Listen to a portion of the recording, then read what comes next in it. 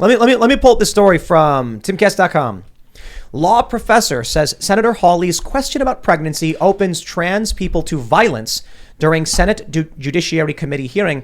I watched this video and I said, I saw two things. I saw the right wing sharing the C-SPAN video saying, can you believe this? I saw the left wing sharing the same video saying, can you believe this? The left overtly supporting this woman and the right overtly supporting Hawley. Let me see if I can play this. Professor Bridges, you said several times, you've used a phrase, I want to make sure I understand what you mean by it. You've referred to people with a capacity for pregnancy. Would that be women? Many women, cis women, have the capacity for pregnancy. Many cis women do not have the capacity for pregnancy.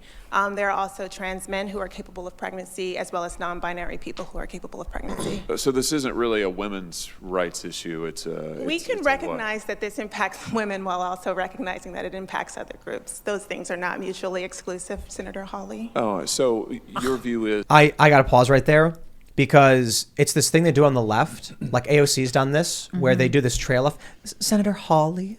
Like AOC did that with the refugees thing.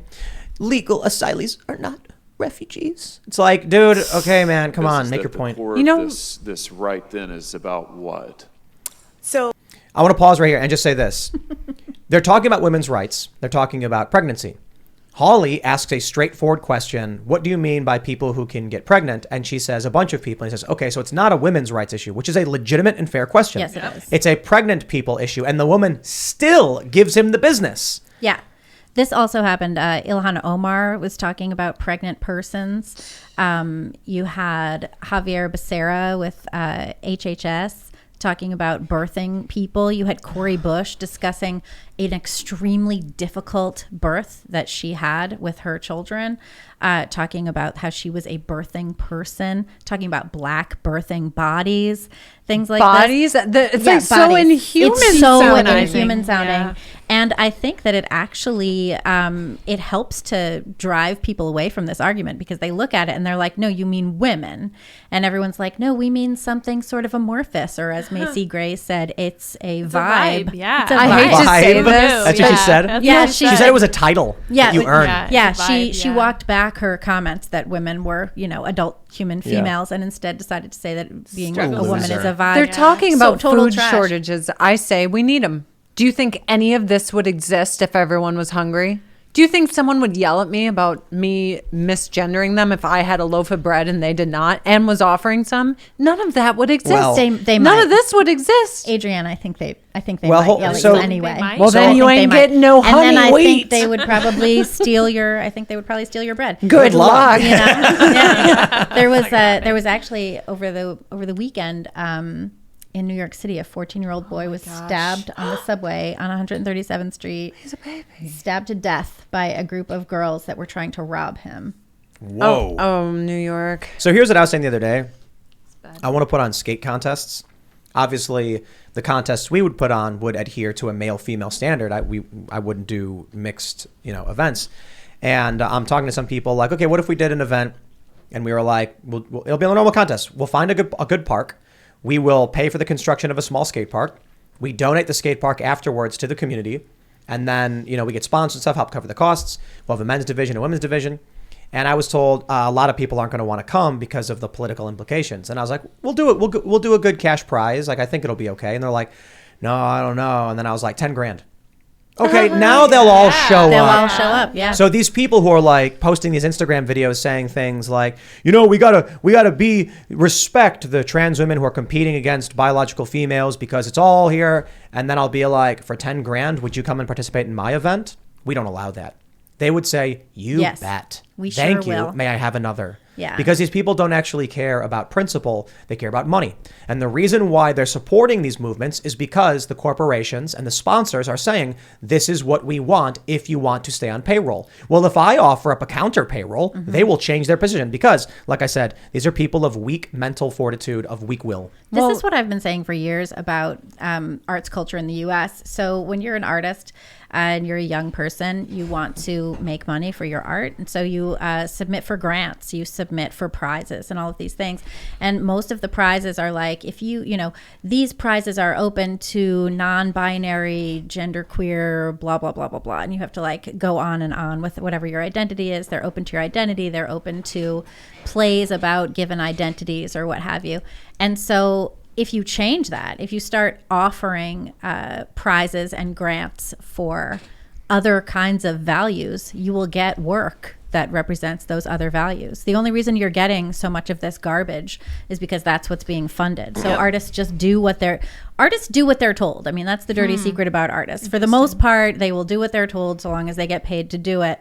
So just pay them to do something else, and they'll take their talent and do whatever you want. That's how I'm sure it works. you have some of what I have, which is all these famous faces that say one thing, and then they're like, "Psst, hey, I agree with everything you. you say, Adrianne. Oh, dude, yeah." And I'm like, I cannot say the word. Don't you hate that? Yeah, I hate those people, and they're like, I hate them so much. I secretly agree with you. I just can't say anything publicly. And you're like, you know what? If everyone would just talk, if everyone just speak up, speak their piece, then none of this would be happening. It would end tomorrow. Yes. No one has to be quiet. They do it because they want to be quiet. Yes. I want to show you this comic that's been going around. Kate Andrews tweeted this. Taylor Silverman retweeted it.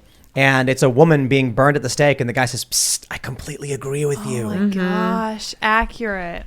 Well, I can't say it publicly because I need to make that money. I'm like, cool. Can we put that on your tombstone? I was a coward and I needed that cash. That's right. Gotta make money.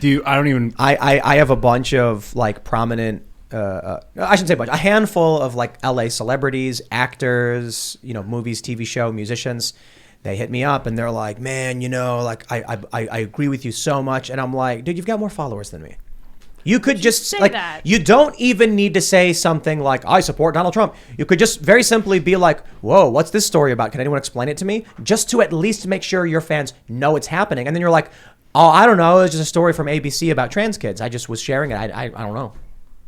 The ones that aren't activists that only like posted the black square because everyone was like pressuring them. The ones that just does that like, I'm obliged to do this one thing or this two thing, but they're not activists. They're all like us. They're just cowards. I know the thing about you. the black square too is like, if you posted the black square, then and you were like a white person, then that was an issue too because you were taking up space. Oh, I got bullied. I did it, and like 2 seconds later, I took it down. I was like, "This is stupid." Right, but you got bullied either way. You got bullied for not doing it and bullied for doing it. Oh, I've been on a tour of FU ever since. It's so stupid.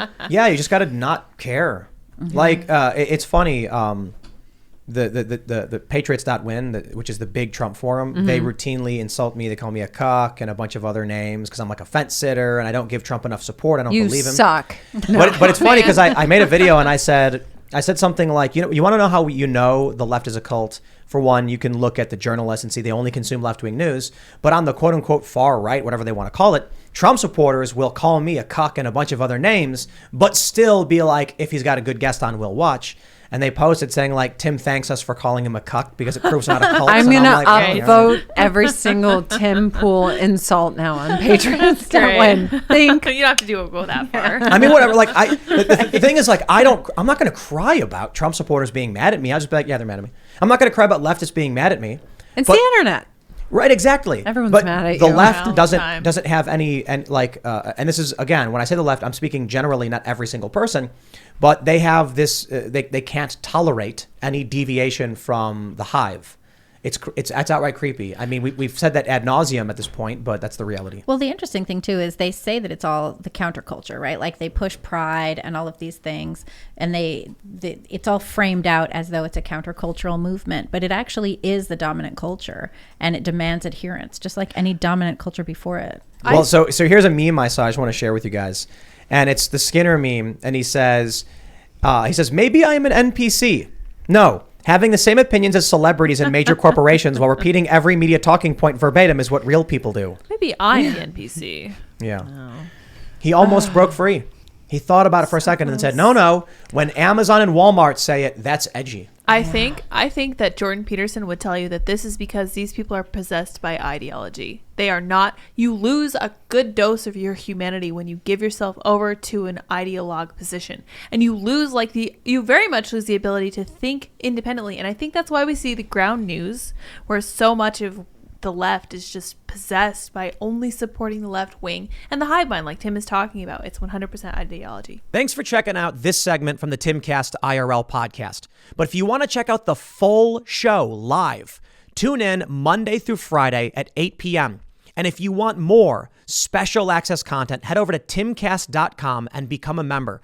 Your membership helps sustain this company, keep our journalists employed, makes this show happen, and you will get access to exclusive members-only segments of the Timcast IRL podcast, and there's a massive library to check out. So again, go to timcast.com or tune in Monday through Friday at 8 p.m., and we'll see you all there.